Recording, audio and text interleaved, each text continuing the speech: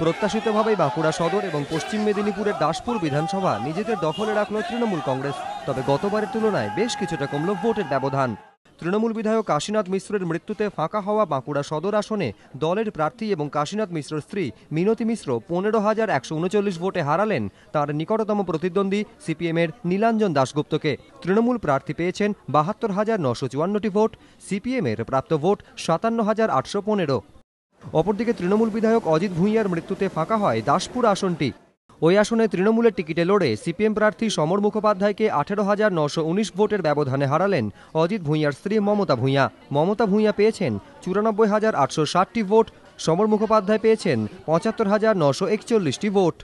252 বাঁকুড়া থেকে all India Trinamool কংগ্রেসের যে প্রার্থী শ্রীমতী মিনতি মিশ্র, উনি 15,139 ভোটস থেকে বিজয়ী হয়েছেন এবং রেজাল্টটা ডিক্লেয়ার হয়েছে। 230 দাসপুর থেকে অল ইন্ডিয়া তৃণমূল কংগ্রেসের শ্রীমতী মমতা ভূঁইয়া কাউন্টিং কমপ্লিট হয়ে উনি জিতেছেন এবং ওনার উইনিং মার্জিন হচ্ছে 18,919 এবং আজকে কাউন্টিংয়ের পার্ফটা আমাদের এখানে ভালোভাবেই শেষ হয়ে গেছে। দুটি আসনে জিতলেও জয়ের ব্যবধান কমেছে তৃণমূল কংগ্রেসের। 2011 বিধানসভা নির্বাচনে বাঁকুড়া সদর আসনে তৃণমূল প্রার্থী কাশীনাথ মিশ্র 30,090 ভোটের ব্যবধানে হারিয়েছিলেন সিপিএম প্রার্থীকে। দাসপুরে তৃণমূলের অজিত ভূঁইয়া জিতেছিলেন 24,927 ভোটে। তবে জয়ের ব্যবধান কমলেও 2011 বিধানসভা নির্বাচনের তুলনায় এবার ভোটও পড়েছে বেশ কম। গতবার বাঁকুড়া সদরে ভোট পড়েছিল 79%, এবার ভোট পড়েছে 67%।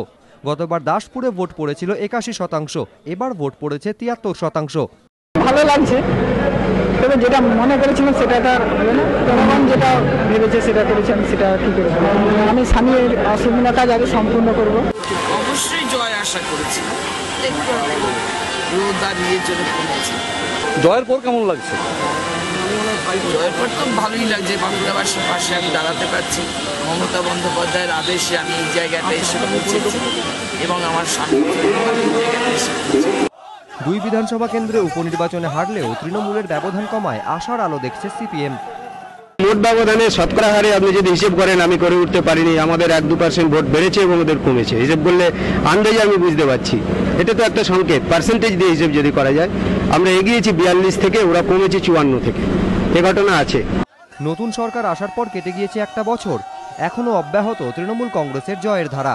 এই নির্বাচনে তা একবার ফের স্পষ্ট হয়ে গেল। আবির উৎসবে মাতল তৃণমূল শিবির। অন্ডম মুখোপাধ্যায়, দিগন্ত মান্না, স্বপন নিয়োগী ও সোমনাথ দাস, এবিপি আনন্দ।